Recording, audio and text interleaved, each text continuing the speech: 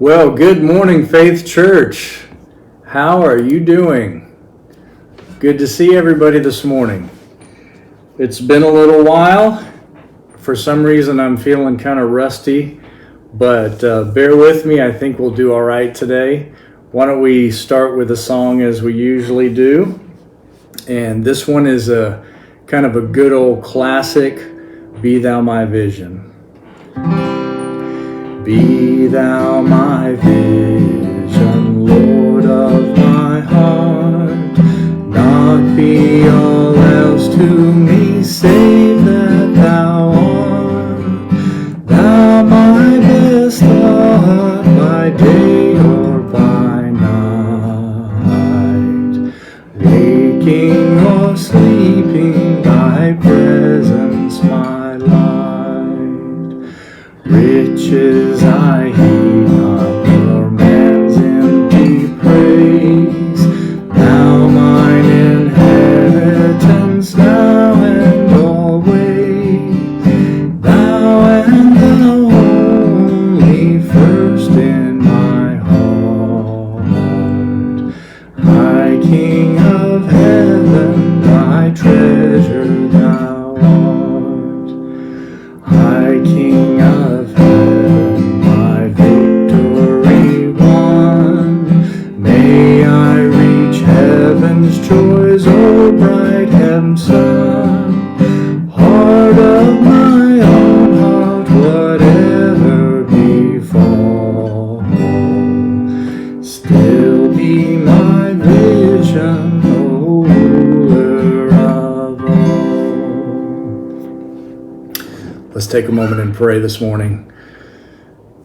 God, we're so grateful that we have a chance to live this life, this gift that you've given to us, to share that with people around us, for being able to connect with them through your love that you place within us. We ask that as we come together today to study your word, to reflect on who you are and who we are with you, that you would bless us by your Spirit, that you would open our hearts and minds to the nature of the reality that you have set before us, as well as the purpose and the direction that you have for each and every one of us. We're grateful and we love you and thank you for all of these opportunities laid before us today. We pray this in Jesus' name. Amen.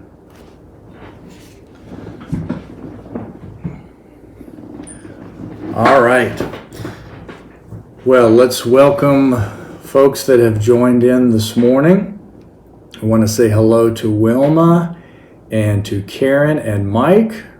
Good morning to Joy and Judy, to Bob and Carol, to Paula, to Diane, and to Jim and Debbie. So glad that each and every one of you are joining in this morning. So, why don't I just do a little check-in with you? I took about 6 weeks of sabbatical time starting at the beginning of September, and I had a 3-month sabbatical scheduled for June, July, and August, and because of COVID, everything changed, and you know that because you've had everything change in your lives as well. But eventually that some of that sabbatical time has come, so I took that for the last 6 weeks. I'll fill you guys in a little bit more on Sunday. I think I'm going to go into a little bit more detail, just kind of the journey that I've gone through over these 6 weeks. And the time leading up to that was, as it has been for most of us, a pretty stressful several months that we have gone through, and I've been the sole pastor of a church for 10 years now, and so that has its own weird and unique and special kind of a wearing a person out, and so sabbaticals are needed. So I really went into this time just pretty much running on fumes, I guess you could say. And the thing that I ended up doing for the first 3 weeks of this time off is I was in my backyard, and I was in the dirt, and I was moving plants around. I was pruning plants. I was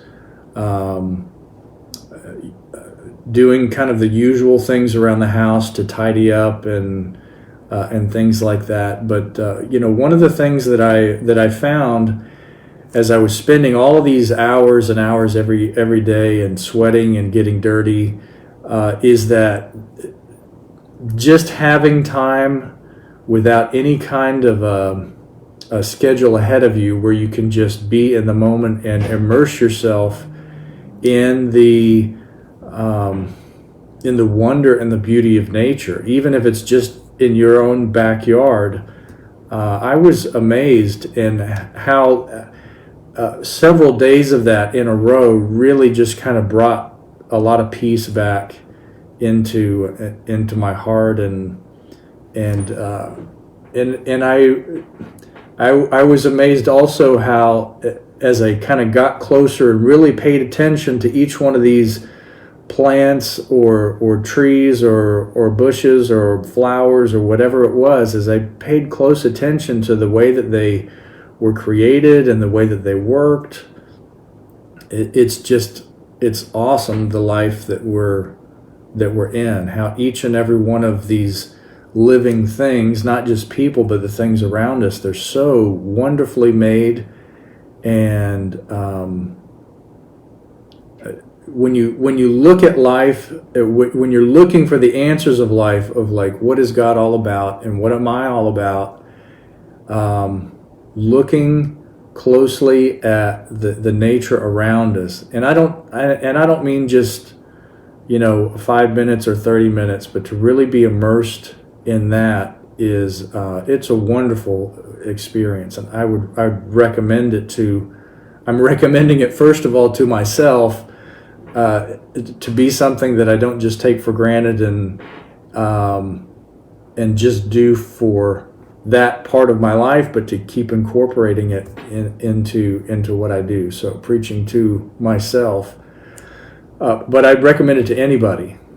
And the last part of my sabbatical time, I took a road trip. So I drove out by myself to Los Angeles, where my father and my brother and his family live.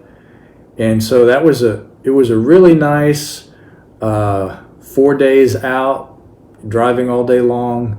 I drove through some places in the country that I'd never been before and I'd never seen before.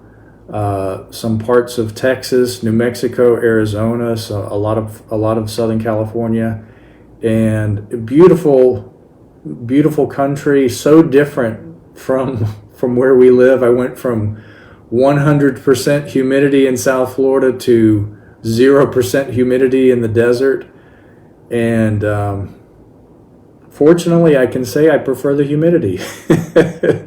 As odd as that might seem to some people, but wonderful to see my dad, wonderful to see my brother, his wife, his two little boys, and his in-laws, and I just had a wonderful time reconnecting with family. I got to see my other brother, who's in the panhandle of Florida, on the way out and the way back. So reconnecting with family is wonderful, especially in this time where we feel very disconnected and far away, and we probably haven't been able to visit and be with some of our family and friends that we normally have been. So that was a blessing. So I have come back. I knew that with about a week left of sabbatical, when I started to really feel like I'm ready to come back to work, and I'm ready to hopefully creatively work with you to move forward in this crazy season that we're living in, and how we move forward as the church. I'm really looking forward to it. So I feel rested and rejuvenated and ready to tackle this crazy path that we have set before us. So it's good to be back, and I'm so glad to be with you. So the last time that we met together, we went through, I believe, the book of Ephesians. We went through, I think we did 3 sessions of that. And I really I like the book of Ephesians. It's one of the, if we're looking at the books of the Bible, it's one of the newer ones. It's one of the ones that was written last. And so it's the closest to us in the course of time than a lot of the Old Testament books are. But wonderful book to look through. And I was thinking to myself, what are we going to do next? And I know I had talked with you about doing Philippians and Colossians. I think I'd mentioned that. Similar letters to the early church. But I think what I'm going to do is I'm going to start us in a kind of a different place. And we're going to go into the first couple chapters of Genesis today. So if you have your Bibles, you can open up. We're going to be looking at Genesis 1 and 2, or at least 1. We'll see if we get into 2. And I try to. I'm by nature kind of a work in a more intuitive way than a planned out, rational way. So. I've been trying to kind of intuit what's a good place for us to go. I've been thinking about I enjoyed so much looking at the book of Ephesians that I thought, let's just get right into the Bible and just read it, straight through for what it is. And there's a lot of different ways that can be done. We're going to take a first step, and we're going to see how it pans out today. So.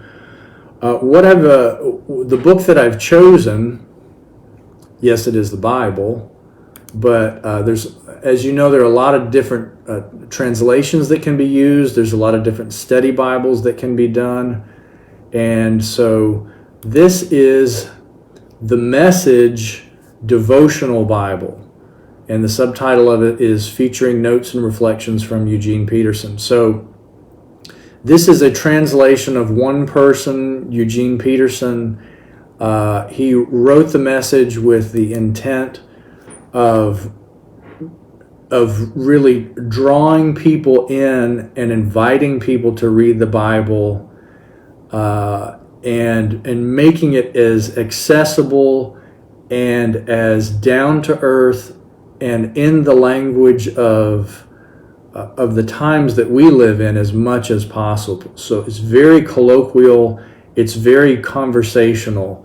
It's supposed to be written in a way that you and I would talk to one another. So it's not written in a high language, even though in a lot of parts it's very poetic. And Eugene Peterson is a poet himself. It maintains the poetic aspect of it, but it doesn't really have the formality that we would be used to, like with the King James Version or even the New Revised Standard Version. The New International Version moves toward a more conversational type of translation, but the Message Bible really fully embraces that conversational way of doing it. So I thought with Genesis 1 and 2, we've all read, that's one of the chapters of the Bible that you and I as Christians have probably read quite a bit. And so it's going to be very familiar to you. It's not like you're reading a portion of the Bible that you've never read before. So reading it from this perspective of real conversational, colloquial version of the Scriptures is something that we're going to take on today. Now, when you read the Bible, you can be reading it for different reasons and different purposes. And one of the things you can do as a study is you can really dig into the specific words and phrases that are used in the original manuscripts, or the closest that we have to that is, and to try to study the culture, and then to look. This is really a kind of a rational endeavor of looking at what exact words were given to these people, and let's study their culture and time, and let's see if we can figure out exactly what those words mean. One of the tendencies, I think, in this type of a perspective is that we end up kind of focusing more on a rational approach, a logical approach to what exactly was said, what did that mean, what does that mean for me? And that's very fitting for the age that we live in. We're very rational and logical and so on. If we're approaching it more from kind of the intentions that Eugene Peterson has, what we would be doing is we're looking at the original text and we're just trying to kind of feel it. And we're trying to let this be a heart experience, an emotional experience. And we're not so tied down to the exact words as we are getting the feel of that encounter that the writers of the scripture were having with God, and feeling what they felt so that we can feel it as well. So we often take the rational, logical approach. This morning I'd like for us to take kind of that heartfelt, emotional approach to it. And Eugene Peterson's translation, I think, is going to be very helpful in getting us to that place. So that's kind of the experience that I have in mind for us here this morning. And then as we're reading, as I've been doing before, I'll kind of stop and make some comments with you. So we're going to start in Genesis chapter 1. This is the creation story. And Genesis 1 and 2 are actually two different creation stories that are kind of mushed together. And if you read it in any translation, any English translation of the text, you can really see, if you read them back to back, you can really see these are two different stories. It's kind of like one is coming with a certain type of poetry and sequence of events and with a certain purpose, and then chapter 2 is coming in telling much of the same story, adding some information and focusing from a different place. So this was not, just by looking at the way it's written, you can tell it's not written as one story, although it is focusing on one event, that is the event of creation and the beginnings of animals, plants, people, and the beginning of our relationship with God. So we'll be looking at this first creation story, Genesis chapter 1. And again, I'm reading from the Message Devotional Bible. First, this: God created the heavens and earth. All you see, all you don't see. Earth was a soup of nothingness, a bottomless emptiness, an inky blackness. God's Spirit brooded like a bird above the watery abyss. So that's just verses 1 and 2.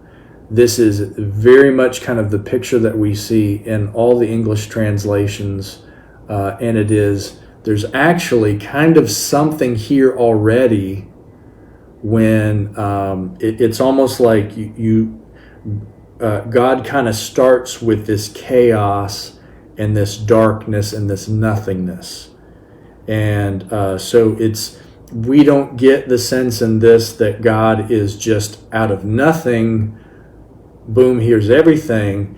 It's like there's something there that God is starting with, according to this story. A lot of our theologies of creation will talk about God created everything from nothing, which we would agree with. There's not a story about God going from nothing to this chaos and a soup of nothingness, a bottomless emptiness, and inky blackness.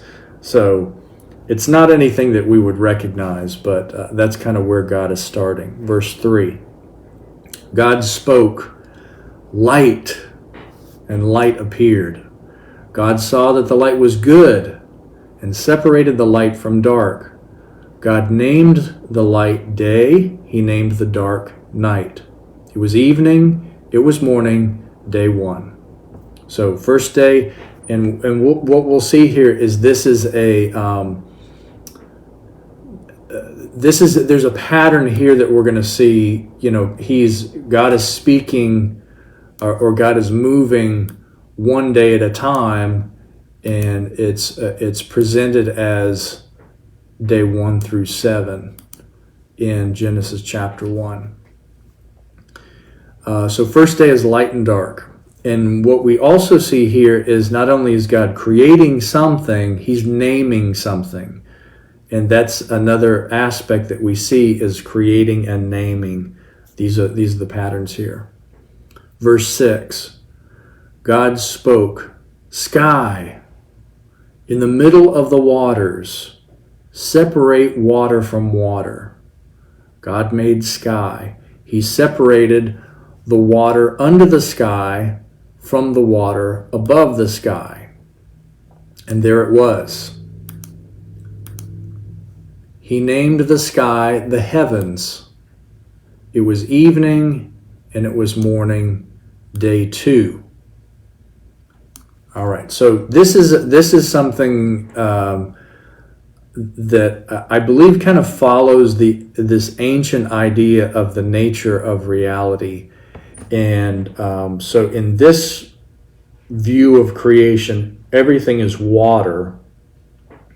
And what God does is he separates by placing the sky in between the water. So now you have water, sky, and water. And he names the sky the heavens. And this is the second day. We'll talk at some point about the scientific, logical, rational way of viewing this story versus the kind of metaphorical, literary way of viewing it. One of the things that rational folks may point out is that according to our scientific understanding of what a day is, it has to do with the sphere and it has to do with the sun, and it's the rising and the setting of the sun, or it's the rising of the sun until the next rising of the sun, or the setting of the sun until the next setting of the sun. That's what a day is, according to what we've known as human beings.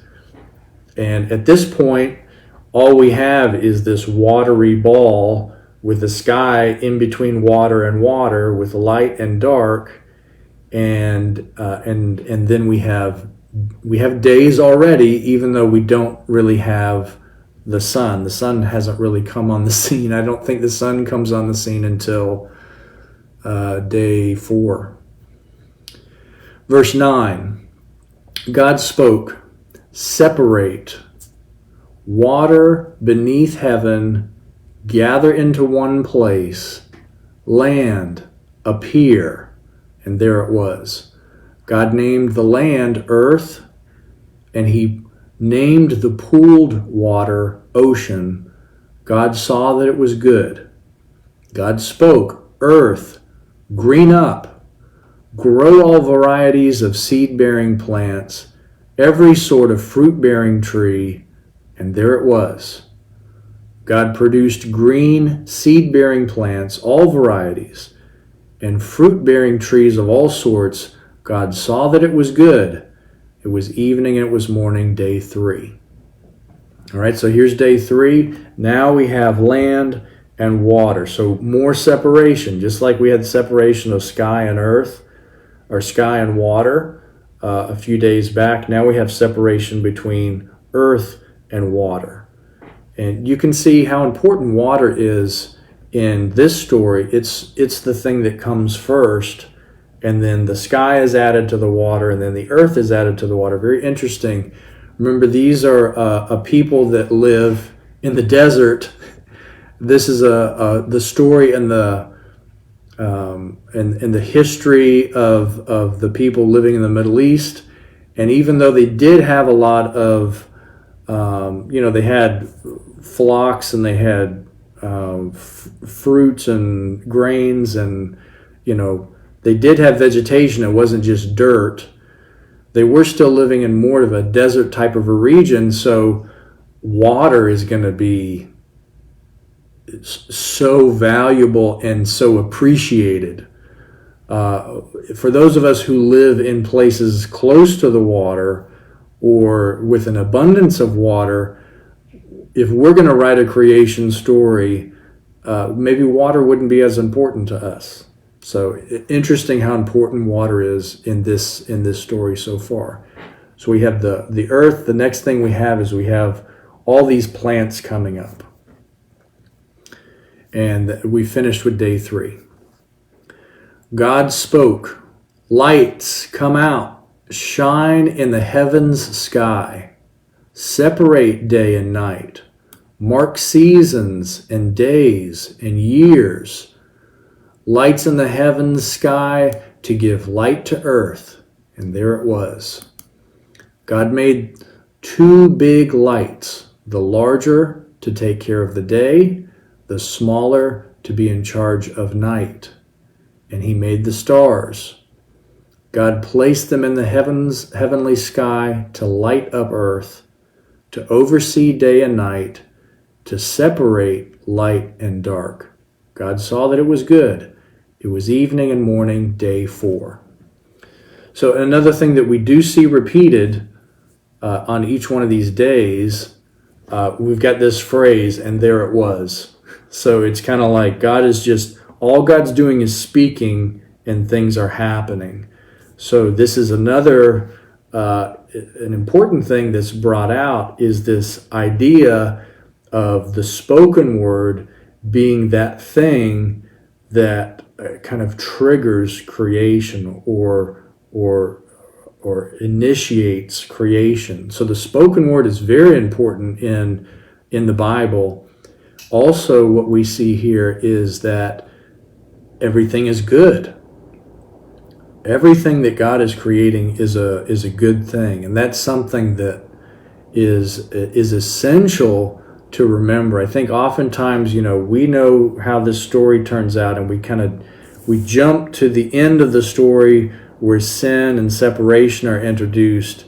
I think too often we give too much credibility or weight to that sinful part. And that's one of the things that the church has done many wonderful things, but one of the things that it has, I think, made a mistake on is that it's often emphasized that so much that we forget about the goodness of everything that God has created. And that didn't go away just because there are effects of sin or separation. That can definitely have an impact on our view of reality or on the nature of reality in some ways.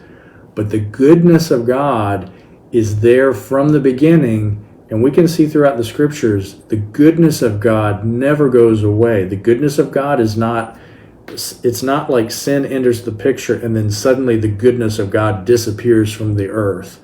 That's not at all the case, and I think that's a mistake or a misinterpretation of the effects.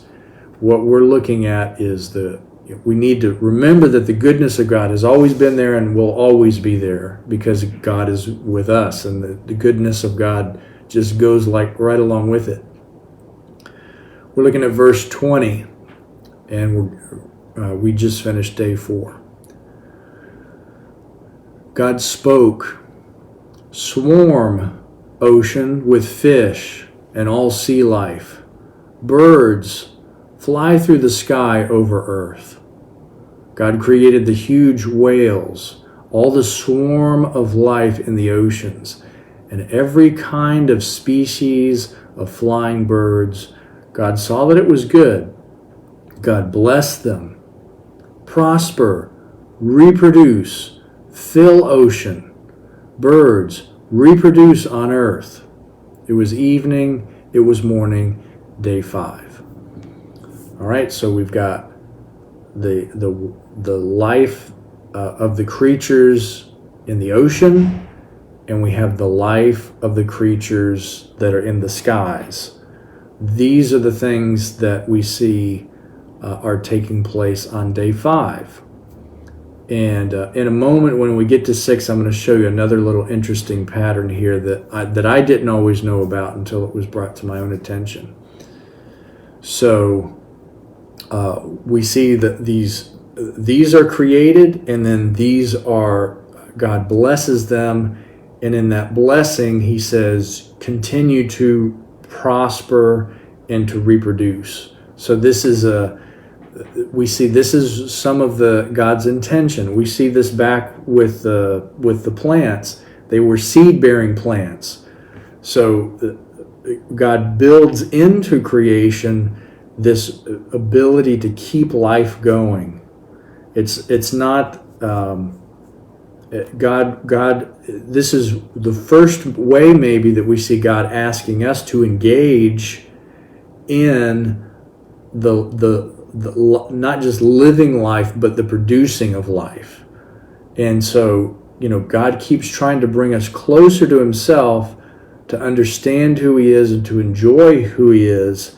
And so he brings us in not only just to create us and leave us here and say, enjoy it, but he says, get involved, get into the nature of life and start to create yourself, start to reproduce. So it's not that we're creating from nothing. We're continuing this process of life by passing life on to others. That's day 5. And then we have day 6. We're in verse 24. God spoke, earth, generate life, every sort and kind, cattle and reptiles and wild animals, all kinds. And there it was, wild animals of every kind, cattle of all kinds, every sort of reptile and bug. God saw that it was good. God spoke, let us make human beings in our image, make them reflecting our nature, so they can be responsible for the fish in the sea, the birds in the air, the cattle, and yes, earth itself, and every animal that moves on the face of the earth. God created human beings. He created them God-like, reflecting God's nature. He created them male and female. God blessed them. Prosper, reproduce, fill earth, take charge. Be responsible for fish in the sea, birds in the air, for every living thing that moves on the face of the earth. Then God said, I've given you every sort of seed-bearing plant on earth and every kind of fruit-bearing tree, given them to you for food. To all animals and all birds, everything that moves and breathes, I give whatever grows out of the ground for food, and there it was. God looked over everything he had made. It was so good, so very good. It was evening, it was morning, day 6. All right, so day 6 is more going on in day 6 than there has been in the other days. This is when we have the earth creatures or the animals that are on earth. This is the day that they're created, and we see that there's all types of animals there. And we see that this is the day that God makes humans. And something that might jump out at us as monotheistic Christians believing in one God, when we see God say, let us make human beings in our image, that's the plural. That's what's that all about? So I've heard that explained as oftentimes when God speaks in the scriptures, it's similar to the way that kings have spoken before and talking about the authority that's placed within the court or within the group of those in authority. And oftentimes we see God's heavenly court with, of course, God at the top, but there's a connection of other divine beings that are a part of that. That we see that reflected in this language here. It's not developed that much. We see that a little bit. We see more about God as an individual than we do as kind of a collective. But that's a little interesting thing in there, and you can read a little bit more on that if you're interested in that. So let us make human beings in our image. And this is the first time that we see that God is saying, God is bringing this idea of in our image, that we are similar to God, that we're like God in some way. And again, this is a more of a poetic description. So it doesn't really go into the fine details of what part of me is God-like. Is it have to do with my body? Does it have to do with my senses? Does it have to do with my consciousness or my conscience? What is it that's divine in me? Well, I think that's part of the journey of us figuring out what is it that about us that is like God. And but we see a closeness to the creation of people that we don't see so much with the other created things. And this is unique to this is something that's really emphasized in the Jewish faith and the Christian faith as well. So we're seeing a separation between God and people and creation. There's kind of lines between there. Some of the other religions of the world blur those lines a little bit more, that God is in all those things instead of God being a creator of those things. It's like God is putting himself out there as creation or people. But we don't really see that in the monotheistic religions. We see more of a division in the description of our relationship with God. And that carries on into our faith, where we see this wall between us and God, between us and creation. And that's worth more conversations about, because I think that there can be benefits in those boundaries, but there can also be, there's also some things within the scriptures that encourage us to see ourselves as a part of God's creation or as a part of the divine, and so those lines get a little blurry.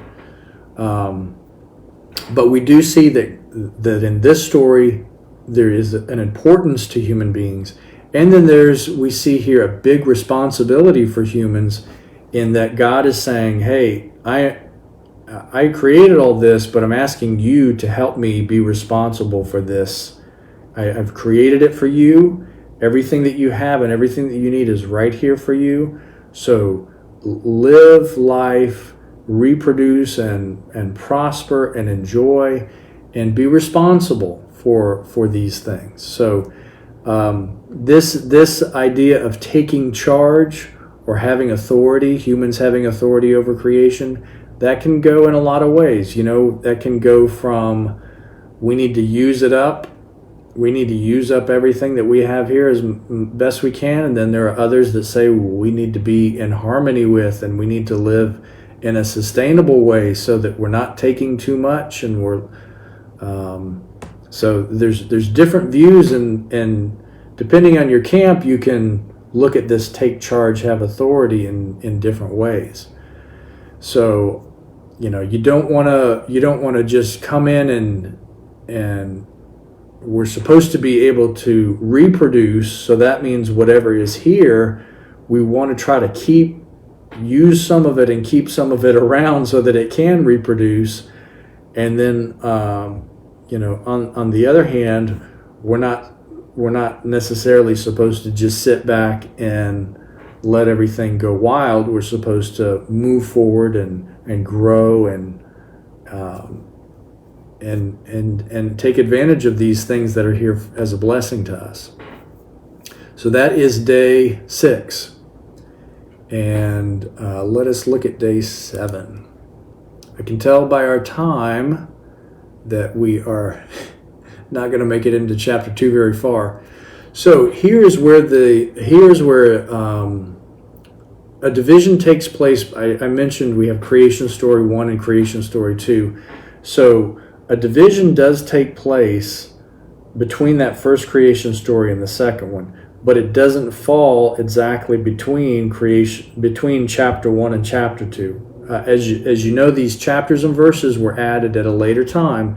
These were not a part of the original manuscripts that we have of the scriptures. These are added for our benefit, to help orient us and to be able to to point out, go to this place and let's read this together. That is a useful thing for these chapters and verses. But these weren't a part of the original text, so somebody had to come in and say, this is where I think the division should be. If you look at Genesis chapter 2, if we look at verses 1 through 4, we can see it looks like it is a continuation of chapter 1. We've just got to day 6. We haven't got to day 7 yet. So let's look and see what day 7 is about. So Genesis 2 verse 1. Heaven and earth were finished down to the last detail. By the 7th day God had finished his work. On the 7th day he rested from all his work. God blessed the 7th day. He made it a holy day, because on that day he rested from his work, all the creating God had done. This is the story of how it all started, of heaven and earth when they were created. So as you can see, this set of verses, the style of this is very different than day 1 through 6. Day 1 through 6 kind of has this formula. It's like God said, and it was, and then there's some details about it, and then it was good, and it was evening and morning the first day. That's kind of the formula that's used. That formula is used for day 1, 2, 3, 4, 5, 6. We get to day 7, or to the next day, and we don't see that formula. The only thing that we know that this is tied into that first story somehow is it says the 7th day, and we just finished reading the 6th day. But the style is very different. It doesn't have those same elements that we saw in the other. So this could be intentional. It's written at the same time as this story about days 1 through 6 of creation are written, and it's intentionally written in a different way to kind of wrap things up. If you notice, he doesn't say evening and morning, so it's almost like this is it's almost like a concluding paragraph or even an epilogue that, okay, creation was all done, and by the 7th day, now this God is finished with creation and God rested. And this is going to be the basis of the idea of Sabbath that comes later on. This portion here could have been added at a later time to make it a 7-day thing. It could have been put in here to tie into the Sabbath, which was very central to the covenant of the people of Israel with God. But it's interesting that it is different. It's different than the rest. And the question would be, why is it different? Because it was intentionally written different, or it was just written at a different time by a different author for a different purpose. God rested from the work he had done, and then this is the end. So this is kind of a conclusion of chapter 1. Maybe this is why it's put into chapter 2, because it doesn't seem to fit. It doesn't fit the formula that we see in 1. Who knows? We will look next time at Genesis 2, verse 5 through 7. This would be the second creation story. This is talking about Adam and Eve. And we will see how different this story is in its format and in its purposes, what it seems to be trying to get across. And we'll look at how important they may be. Let me just, one of the things that we do have in this Message Devotional Bible is you do have comments from Eugene Peterson, who's the author of this translation of the Scripture. So just a little side note here on chapter 1, verses 1 and 2, the very beginning. This is what Eugene Peterson says. Create is not confined to what the Spirit did. It's what the Spirit does. The Spirit of God who moved over the face of the primordial waters continues to move, continues to create. The Genesis creation text isn't confined to telling us how the world first came into being. It's also telling us that the Spirit of God is still creating here and now in you and in me and in everyone around us. I love that. I love that commentary there. And I think that that's definitely something worth looking at. It's not just God creating and saying, hey, now you go reproduce, but the Spirit of God is involved with and a part of that whole process from getting it to happen in the first place and continuing in it. We need that creative Holy Spirit in our lives and in the life of the church. As we go through the journey of our lives, we need creativity and we need new things, and that's why we are so reliant on the Holy Spirit. And then we have, the time is not as bad as I thought it was. I was looking at the wrong thing. Let's look again. This is another note about that Eugene Peterson puts in here. This is in reference to chapter 1, verses 26 through 28. This is about the image of God. The image of God is both male and female. The implication of this is that we need someone else to complete us. It doesn't mean that we can't be a whole person until we're married. Relationship isn't limited to family life or to the expression of sexual intimacy between two people, but it does mean that we need one another. If I make myself the center and gather the world into myself, arranging life around me for my own convenience, I become smaller, not larger. I don't grow, I diminish.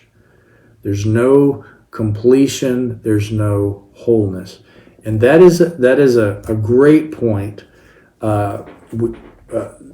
Oftentimes when we look at the creation story, the one that sticks in our minds oftentimes, I know it has for me for years, is one that we'll see in Genesis 2, which is the creation, the story of Adam and then Eve being created out of the rib and that whole part. So what that does is it puts one, at a first glance, it puts one first, and then one gender first and then another gender second. And that story has been used over the millennia or centuries or decades. That story's been used as kind of a, hey, remember when God created everything, he did men first and women second. And that's something that's used to kind of to espouse the theory that there is one gender that is superior to another or is first over another in some way. But if we look at Genesis chapter 1, we don't see the story described that way. It says, let us make humans in our image, and God made them, male and female he made them. So there is this sense of complete and total equality, sense of same importance. There is no idea of one being over the other. And in fact, it kind of gives this idea that, as Eugene Peterson is saying here, is that we're put here to be joined together with the other so that we move toward wholeness. And there is a certain, like he says, there is a certain sense of wholeness that we have as individuals, but the more that we can relate with other people in a healthy way, it grows us, it fulfills us. It is the way that we were wired, is to be in relationship. So that's very important, an important takeaway from the first chapter. All right, and we're looking at, all right, I don't want to get too far gone here. Let me hold this, and we'll look at Genesis 2, starting in verse 5 next time. One of the things that it's a conversation that comes up in a lot of our Bible studies, and that's the nature of the scriptures, and how we need to take these scriptures. As you can see, looking at this first chapter of Genesis, this is written in a very poetic fashion. And it doesn't matter which English translation that you look at, whether it's the King James or the Message or the NIV, you're going to see this poetry coming out. It's obviously poetry. And when you see these patterns that we discussed a little bit earlier of, and God said, and it happened, and it was good, and evening and morning were the first day or second day or third day. When we see patterns like that, these are poetic patterns. These are devices that are used to tell a story, and we have to remember so much of human history is telling stories they're telling them orally. They're passing them down by word of mouth. So it's like almost nobody reads, and the few people that do read are, a very small minority of everyone. Almost everyone else is hearing these stories, or they're remembering these stories and passing them down. So these poetic devices, they come in handy because it helps the story to get passed on to more and more people. So using that poetic is important. Looking at this, if we're looking at this first story, as I mentioned this a little bit, if we're looking at it from kind of a scientific, rational point of view, there are some things that don't make sense. How do we have morning and evening if we don't have the sun and the moon? And the sun and the moon are not created until day 4. We do have light and darkness, but we don't know where it's coming from or what it's all about.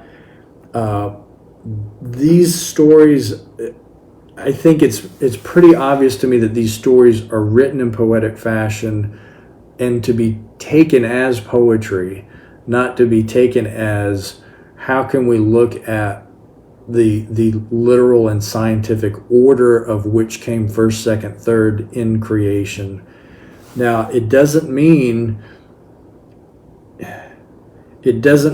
that this story is completely incompatible with science. That doesn't mean that. We can see both of us agree that there was some kind of a beginning to this life, and the big question is, how did it unfold and what does it mean? And we try to get at that, whether it's from religious perspective or scientific perspective. But if we're looking for scientific answers, I don't think looking to a poetic religious story is the place that we're really going to find the answers. I don't think that it's created for that. I think it's created for something deeper, and that is to show the intentions of the divine, which is to create and to include us, and that this life is good. Those are not things that can be measured scientifically, and you don't use scientific processes for interpreting literature.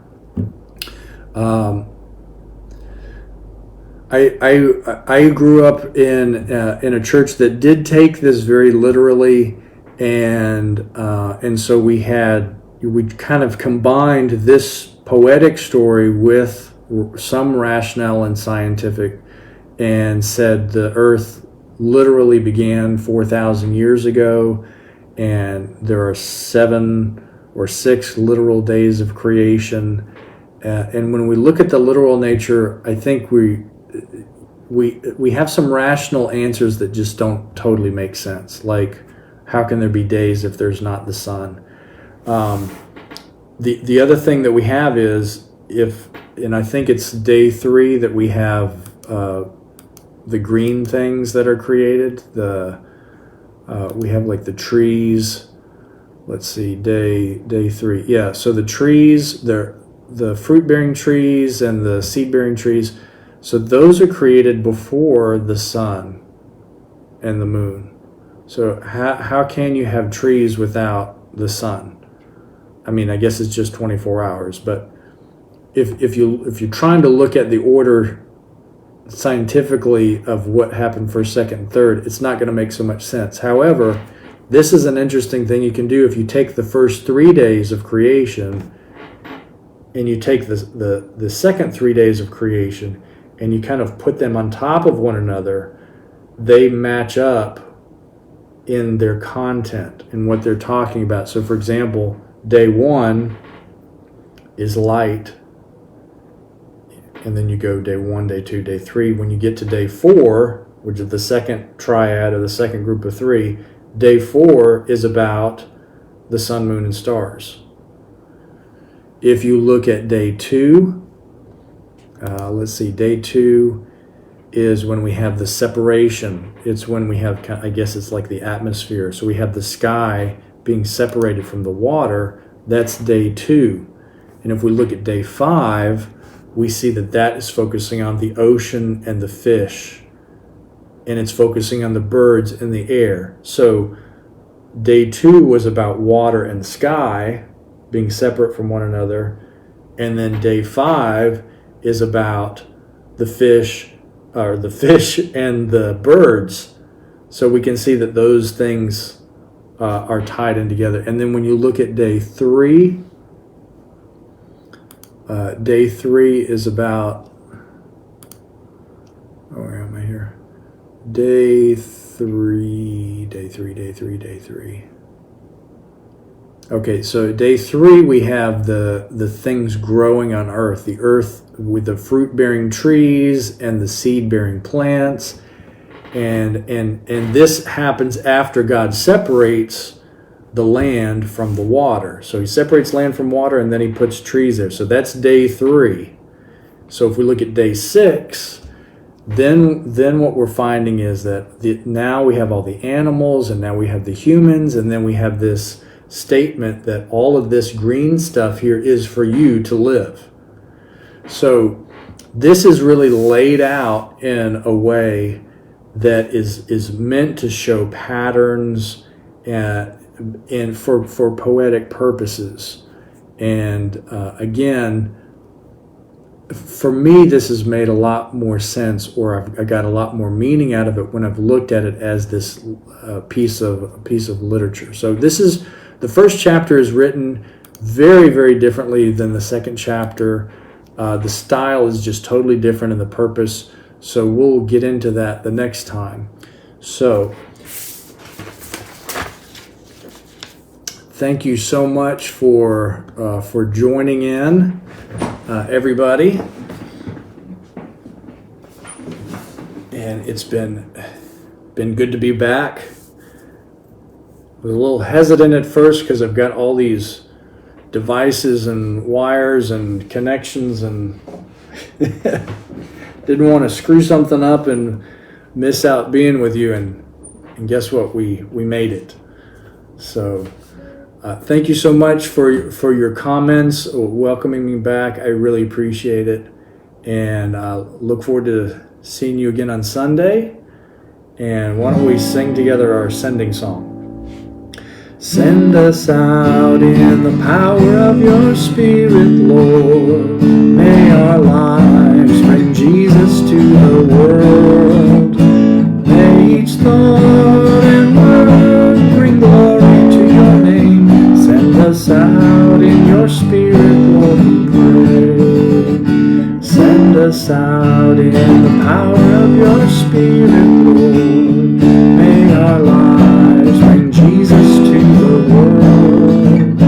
May each thought and word bring glory to your name. Send us out in your Spirit, Lord, we pray.